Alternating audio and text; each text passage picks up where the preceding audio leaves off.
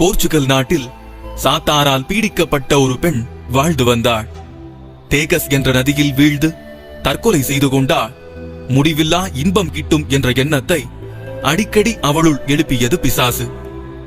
புனிதரின் மீது பக்தி கொண்ட அப்பெண் ஆலயம் சென்று, புதுமை வள்ளலே, நான் ஆற்றில் வீழ்ந்து மடிந்ததும் நித்திய மோட்சம் அடைய உதவி புரியும் என மன்றாடிய அவள் மூச்சையாராள்.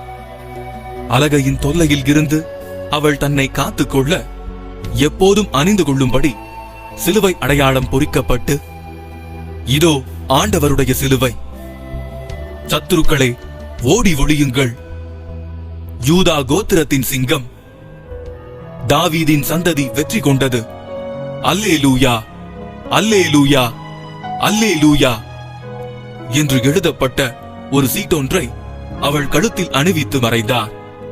அலகையும் அவளை விட்டகன்றது.